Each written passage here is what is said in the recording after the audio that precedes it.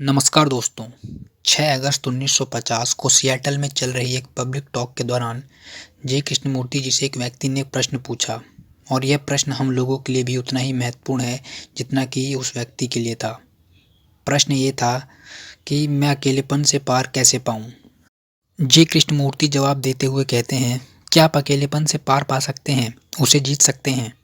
आप जिस भी ऐसी चीज़ को जीतते हैं, जिसे भी काबू में करते हैं, उसे बारंबार और लगातार काबू में करते रहना पड़ता है। जिसे आप समझ लेते हैं उसका तो अंत हो जाता है, लेकिन जिसे आप जीतते हैं, जिसे आप काबू में करते हैं, उसका अंत कभी नहीं होता। लड़ने की, जूझने की प्रक्रिया उसे ही खुराक देती रहती है, उसे ही बल प्रदान करती रहती है जिससे आप लड़ रहे होते हैं, जूझ रहे होते हैं। तो यह अकेलापन होता क्या है, जिसका अधिकतर लोगों को एहसास रहता है? हम सब इसे जानते हैं, लेकिन हम सब इससे बचकर भागते हैं।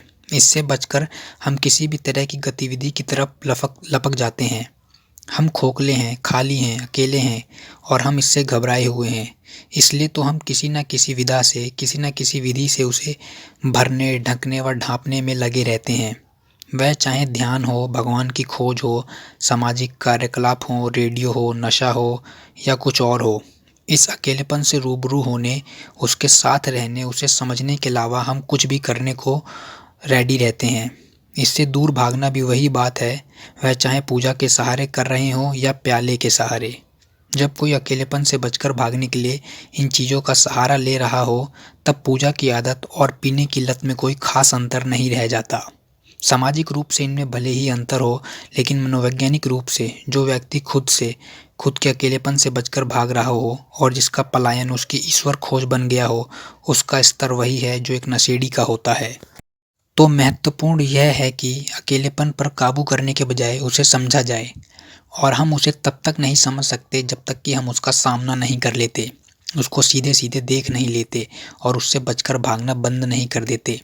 लेकिन हमारा तो पूरा जीवन ही इस अकेलेपन से बचकर भागने का एक सिलसिला बनकर रह गया है। क्या ऐसा नहीं है? अपने संबंध में दूसरों को हम अपना अकेलापन दूर करने के लिए ही तो इस्तेमाल कर रहे होते हैं। ज्ञानार्जन के पीछे हमारा दौड़ना, अनुभूतियों, अनुभवों को हमारा बटोरना, हमारा ऐसा कुछ भी करना एक मन बहलाव ही तो है। मन को मुद्दे से हटाकर कहीं और अटकाना ही तो है, खालीपन से पलायन ही तो है। अतः इन बहकावों, भटकावों और पलायनों का अंत होना आवश्यक है। यदि किसी चीज़ को समझना है तो उस पर पूरा ध्यान देना अनिवार्य है। लेकिन हम इस अकेलेपन पर अपना पूरा ध्यान कैसे दे सकते हैं जबकि हम इससे घबराए हुए हों, जबकि हमारा ध्यान इससे बचकर भागने पर ही लगा हुआ हो, बचने का कोई भी तरीका अपनाकर।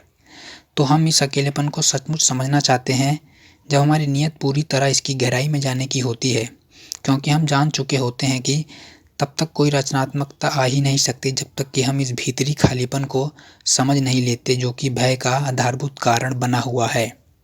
जब हम इस मुकाम पर पहुंच जाते हैं, तब हर तरह के बहकाव और भटकाव का अंत हो जाता है। बहुत से लोग अकेलेपन की बात पर हंसते हैं और कह देते हैं, अरे ये तो बड़े लोगों के चोचले हैं, अपने आप को किसी न किसी काम में लगाए रखो और मस्त रहो बस। लेकिन अकेलेपन को भुलाया नहीं जा सकता, इसे सरका कर एक तरफ नहीं किया जा सकता। तो यदि हम इस आधारभूत चीज़ को सचमुच समझना चाहते हैं, जिसे कि हम अकेलापन कहते हैं, तो सारे पलायनों को समाप्त कर देना होगा। लेकिन चिंता से, कोई नतीजा पाने के प्रयास से या किसी इच्छाजनित कर्म के जरिए पलायन पर विराम नहीं लग सकता। हमें यह देखना होगा कि अकेलेपन को समझे बिना कोई भी कर्म केवल मन बहलाव का, पलायन का ही कोई रूप होगा। खुद को और से अलग-थलग समझने की ही एक प्रक्रिया होगी, जो कि कलेश और कलह को ही बढ़ावा देने का काम करेगी। इस तथ्य को देख लेना अनिवार्य है, क्योंकि केवल तभी आप अकेलेपन का सामना कर सकते हैं, उसके रूबरू हो सकते हैं। यदि हम और गहराई में जाएं तो यह प्रश्न सामने आता है कि जिसे हम अकेलापन कहते हैं, वह क्या एक वास्तविकता है या एक शब्द मात्र है? अकेलापन क्या एक वास्तविकता है या मात्र एक शब्द है जो कि एक अवस्था को ढांपता है जिसे कि हम जानते ही ना हो कि वह क्या है? अकेलापन क्या एक विचार नहीं है, सोच का ही परिणाम? सोच दरअसल स्मृति पर आधारित रहने वाली शाब्दिक अभिव्यक्ति होती है। क्या हम इसी शाब्दिक अभिव्यक्ति, इसी विचार, इसी स्मृति की दृष्टि से ही उस अवस्था को भी नहीं देख रहे होते जिसे हम अकेलापन कहते हैं? इस तरह उस अवस्था को यह नाम दे देना ही उस भय का कारण बन सकता है जो हमें उसे नज़दीक से नहीं देखने देता। लेकिन यदि हम उसे कोई नाम ना दें जो कि मन द्वारा ही रखा गया होता है, तो भी क्या वह अवस्था अकेलापन होती है? निश्चित रूप से अकेला और एकाकी होने में अंतर है। अकेलापन स्वयं को अलग कर लेने की प्रक्रिया की परिणति है। आप अपने ही बारे में जितना अधिक चौकस होते जाते हैं, उतना ही अलग-थलग होते चले जाते हैं, क्योंकि अपने ही बारे में चौकस रहना स्वयं को अलग-थलग करने की प्रक्रिया ही तो है। लेकिन एकाकीपन स्वयं को अलग-थलग करना नहीं है। एकाकीपन आता ही तब है जब अकेलापन खत्म हो गया होता है। एकाकीपन वह अवस्था है जिसमें बाहरी और भीतरी सारे प्रभाव खत्म होने के साथ-साथ स्मृति का भीतरी प्रभाव भी खत्म हो गया होता है। मन जब ऐसे एकाकीपन जैसी अवस्था में पहुंच जाता है, केवल तभी वह उसे जान पाता है जिसे भ्रष्ट नहीं किया जा सकता।